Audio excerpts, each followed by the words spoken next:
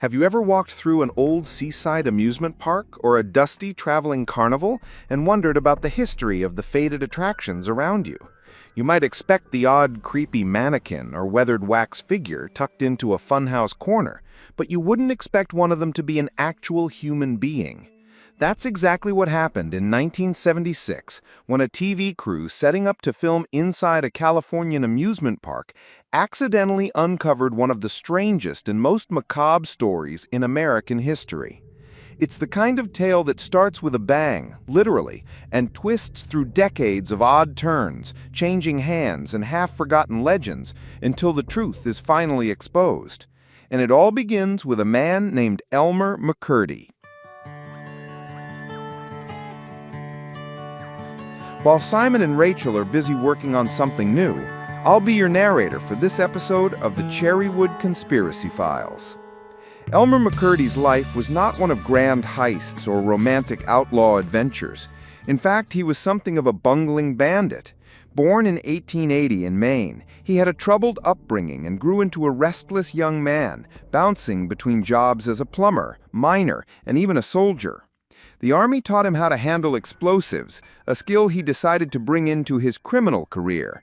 Unfortunately, his grasp of dynamite was less than precise. In 1911, Elmer and a small gang attempted to rob a train carrying what they believed was a fortune in cash. Instead, the targeted car held only about $46, 2 jugs of whiskey, and a few other items of modest value. During another attempted robbery of a bank safe, his overzealous use of explosives destroyed most of the money inside. This was not Jesse James. This was a man whose crimes seemed cursed from the start. In October 1911, McCurdy made what would be his final mistake.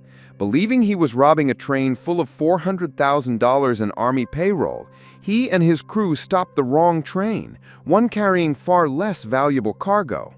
As dawn broke, a posse of lawmen tracked him to a barn in Oklahoma.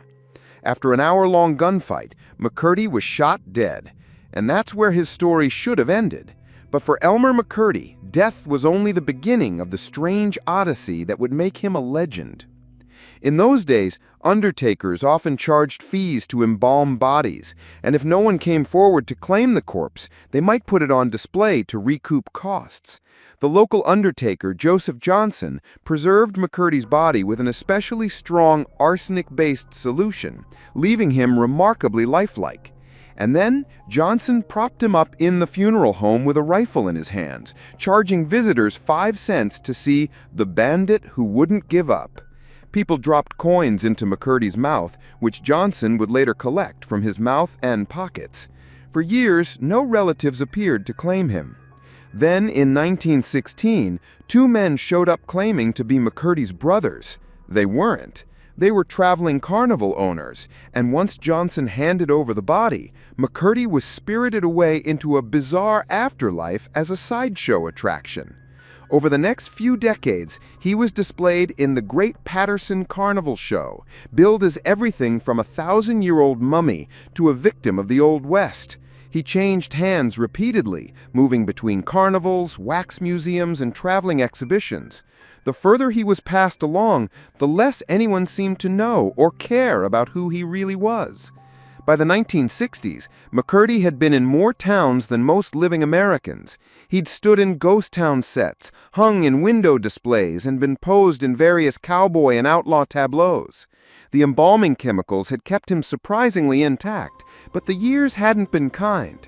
His skin had darkened, his features hardened, and to the casual observer, he looked nothing more than a slightly shoddy mannequin. In the early 1970s, he ended up in Long Beach, California, in a funhouse at a place called The Pike. There, among painted skeletons and glow-in-the-dark cobwebs, Elmer McCurdy, a man who had once fired dynamite into a train safe, hung from a noose as part of a spooky display. Visitors screamed, laughed, and moved on, never suspecting they were looking into the face of a real man who had died more than half a century earlier. It was 1976 when fate and television finally caught up with him. A TV crew filming an episode of the popular show The $6 Million Man set up inside the funhouse.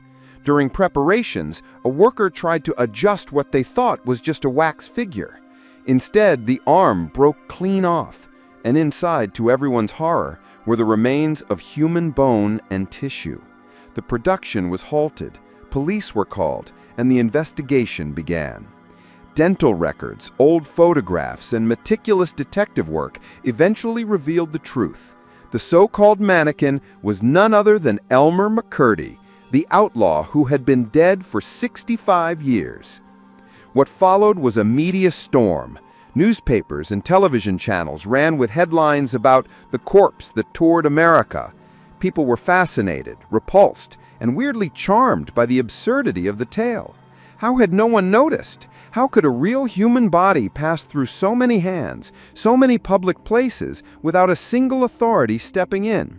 And perhaps the biggest question, was this a tragic exploitation of a man's remains, or had McCurdy, in some strange way, achieved the fame he had always sought in life? After the discovery in 1976, Elmer McCurdy's body was finally taken out of the carnival circuit for good. His remains were sent back to Oklahoma, where his brief but chaotic outlaw career had ended all those decades earlier. In 1977, he was buried in Guthrie's Boot Hill section of the Summit View Cemetery, a place reserved for outlaws and gunfighters. To ensure his body would never be stolen or put on display again, officials poured 2 feet of concrete over the coffin. For the first time since 1911, McCurdy was truly at rest. Or at least, that's the official line.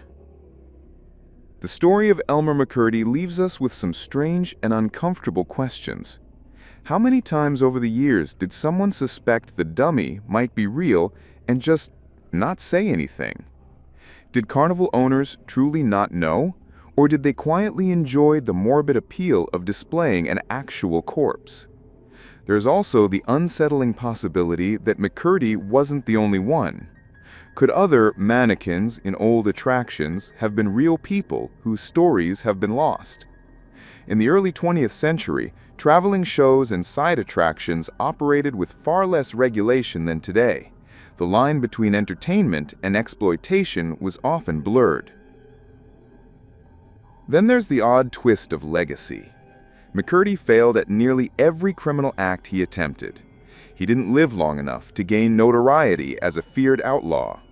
Yet in death, he became known around the world not for his life, but for his bizarre post-mortem journey. Some see this as a dark kind of immortality. The man who couldn't make headlines while alive became famous precisely because of what happened after he died. Did McCurdy, in some strange way, get what he always wanted? It also raises a more philosophical question.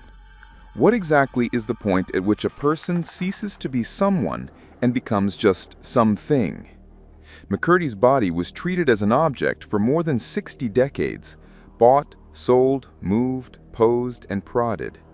Yet when the truth came out, the reaction was one of shock. Suddenly, the mannequin wasn't just a prop, it was a man with a name and a story. Perhaps the real discomfort lies in the reminder that every body, no matter how forgotten, was once a living person. Theories swirl around whether there's more to this than just an outrageous historical oddity. Some fringe thinkers have suggested that McCurdy's story persisted for so long because someone behind the scenes wanted it to. That maybe, for reasons we don't fully understand, certain stories are kept alive deliberately, pushed into our collective memory to serve as cautionary tales or strange conversation pieces. It might sound far-fetched, but then again, so does a 65-year-old outlaw turning up in a TV funhouse. And of course, there's the practical side. Once the truth came out, the authorities did something unusually thorough to protect McCurdy's body. 2 feet of concrete isn't standard practice for a burial. It's a permanent statement.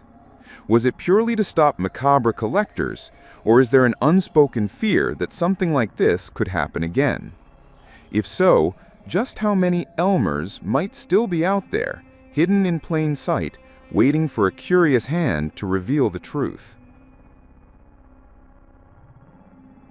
Whatever the case, the life and afterlife of Elmer McCurdy is a reminder that sometimes the strangest conspiracies aren't about secret governments or shadowy cabals. They're about the sheer unpredictability of human behavior. A man who never got his big payday ended up traveling more miles and being seen by more people than he could ever have imagined. His story isn't just history. It's a bizarre mix of tragedy, dark comedy, and the ultimate example of being in the wrong place at the wrong time, even after you're dead. This has been another episode of the Cherrywood Conspiracy Files.